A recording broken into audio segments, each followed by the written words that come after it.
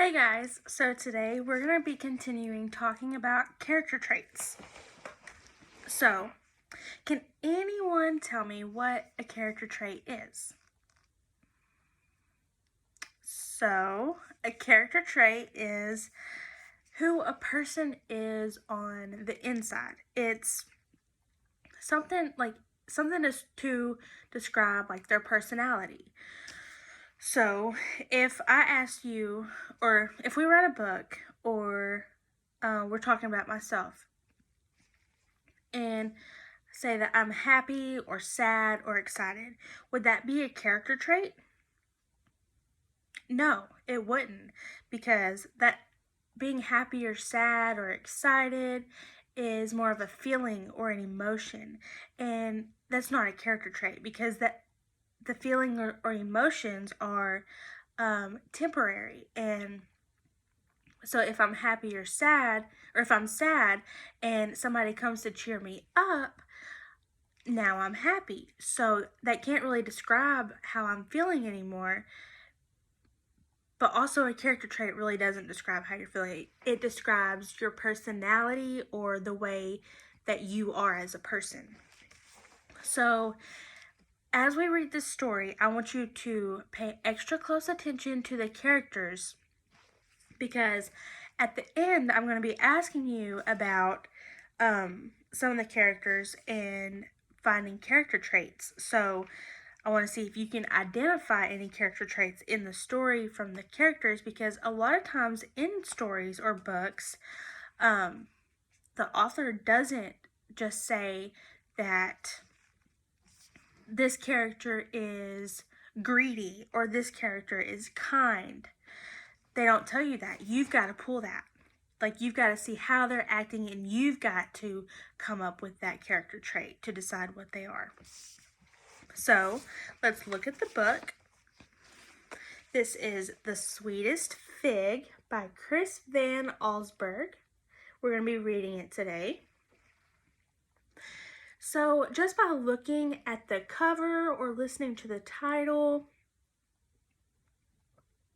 what does the title or cover lead you to believe that this story will be about? Anybody? Okay. So the title is The Sweetest Fig. Do you know what a fig is? A fig is a fruit. It is very sweet, and it's soft, and the inside has a bunch of seeds in it. It's a really weird texture, and it kind of, to me, in my opinion, it kind of tastes like some sort of honey, like not exactly like honey, but it kind of has like a honey flavor to it, in my opinion. But I'll show you what a picture of a fig looks like, because a lot of you probably don't know. This is what a fig looks like. And you see all those little seeds on the inside. It's got this little layer of skin on the outside that's really thin, and it's very yummy. So the next thing is, this story takes place in France. And have any of you ever been to France or seen the Eiffel Tower? The Eiffel Tower is very popular in France. I'll show you a picture of the Eiffel Tower too. This is what the Eiffel Tower looks like. It's very, very popular in France, and I would like to go see it one day. Okay. So what other French things do you know about? Anybody? French fries? Yeah, me too. Okay, so let's read the story. I'm going to take the cover off really quick because it bothers me whenever I read. And a few more things before we start. So, in the story, or in this book, they call him, the main character, Monsieur B8. B8 is his name, but Monsieur is another way to say Mr. Like we say Mr. Rollins. He's our principal. And so I don't want you to be confused on that word, because it's just another way to say Mr. And then also, they talk about Bastille Day. Does anybody know what Bastille Day is in France? It's just like a major holiday that they have in France. And so it talks about that in this book. So I want you to know that it's a holiday that they celebrate in France. So this is the beginning page.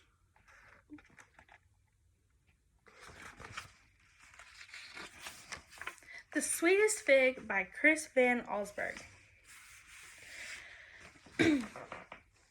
Monsieur Bibat, the dentist, was a very fussy man.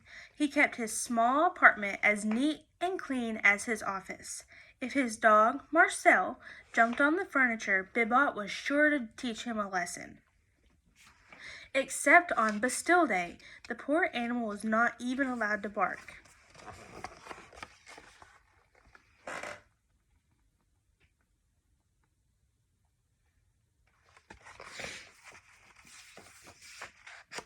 One morning, Bibat met an old woman waiting at his office door. She had a toothache and begged the dentist to help. "But you have no appointment," he told her. The woman moaned. Bibat looked at his watch. Perhaps there was time to make a few extra francs. He took her inside and looked in her mouth. "This tooth must come out," he said with a smile. When he was done, the dentist said, "I will give you some pills to kill the pain."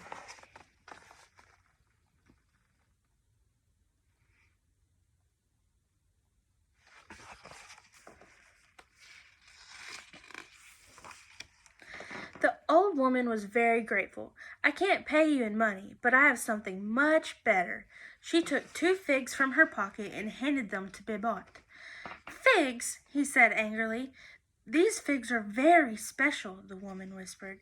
"They can make all of your dreams come true." She winked at him and put her finger to her lips. It was clear to Bibat that the woman was crazy.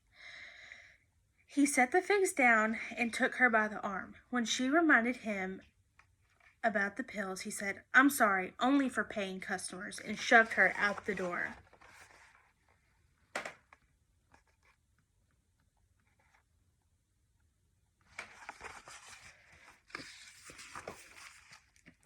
That evening, Bibat took his little dog to the park. Poor Marcel loved to sniff the tree trunks and bushes, but whenever he stopped, Bibat would pull sharply on the leash. Just before going to bed, the dentist had a small snack. He sat at his dining room table and ate one of the figs that the old woman had given him. It was delicious, possibly the finest, sweetest fig that he had ever had.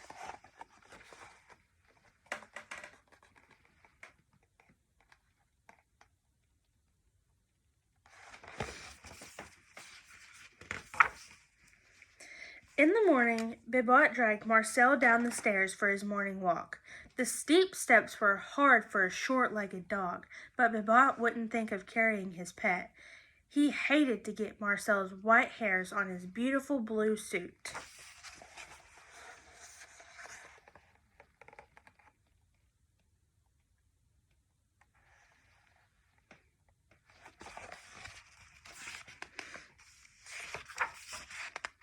As he walked along the sidewalk, Bibat could not help noticing people looking at him. "They are admiring my suit," he thought. But when Bibat saw his reflection in the window of a cafe, he stopped in horror. He was dressed only in his underwear.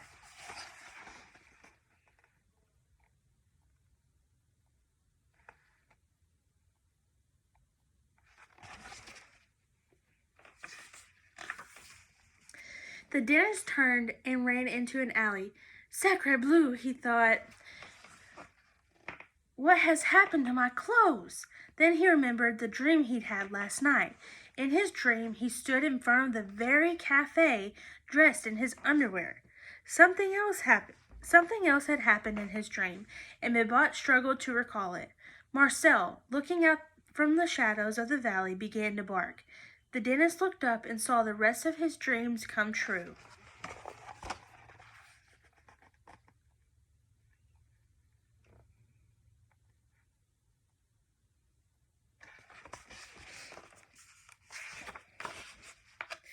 No one noticed Bibot as he ran home in his underwear.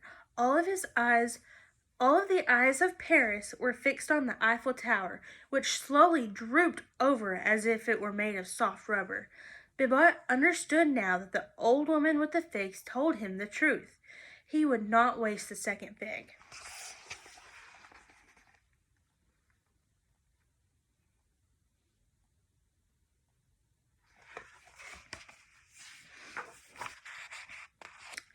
Over the next few weeks, as reconstruction of the Eiffel Tower began, the dentist read dozens of books on hypnotism. Each night before he went to bed, he gazed in the mirror and whispered over and over, "Bibot is the richest man on earth.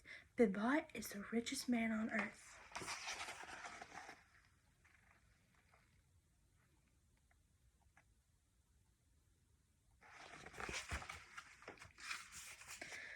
Soon, in his dreams, that's exactly what he was. As he slept, the dentist saw himself steering his speedboat, flying his airplane, and living in luxury on the Riviera. Night after night, it was the same.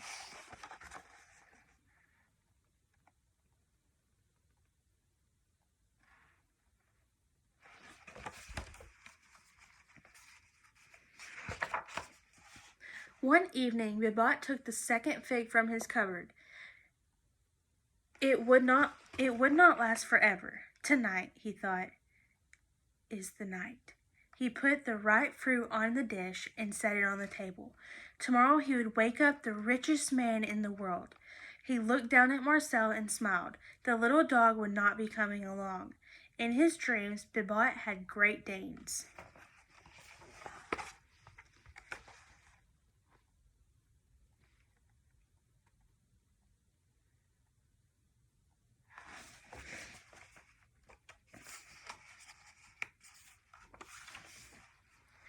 As the dentist reached into his cupboard to take out some cheese, he heard the crash of breaking china. He turned to see Marcel standing on a chair with his front paws on the table, chewing the last of the fig. Okay, so we're going to pause for a second. What do you think will happen next? We know that Marcel, the dog, just ate the last fig that Bibot had been saving. So what do you think will happen next? Okay, let's see. I didn't show you the picture. See, he's eating the fig. Okay. Bibot was furious. He chased the dog around the apartment. When Marcel ran beneath the bed, Bibot yelled at him, "Tomorrow, I'll teach you a lesson you'll never forget." The dentist, angrily and heartbroken, went to sleep.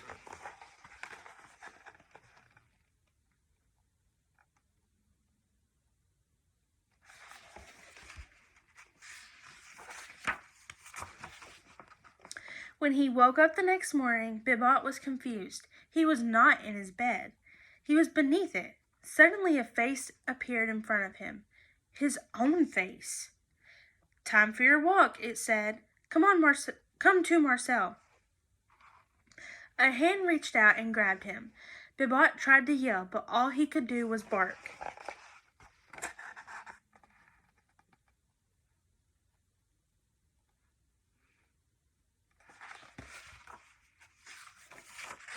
And that's the end. So, let's see. So, do you think that Monsieur Bibot is a kind person?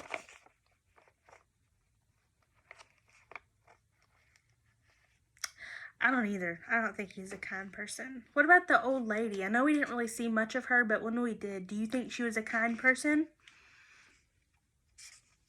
Okay. So now I want everybody to go back to their areas, and we're going to look at the question on the board. So it says, describe a character trait of Monsieur Bibot. Explain. So I want you to race, like we have been, this question, and when you turn it in, or after you turn it in, pause. When you finish, I want you to turn it in, and then once you have turned it in, you are going to get out a book and read, or get on AR to work on your AR points, because our class is kind of behind and we need to get going. So that's what I want you to do when you finish. And remember, what does the R stand for? Restate the question. A. What does the A stand for? Answer your question. C. Cite your evidence. And E. Explain. Okay? So that's what I want you to do. And remember, when you finish, turn it in and read a book.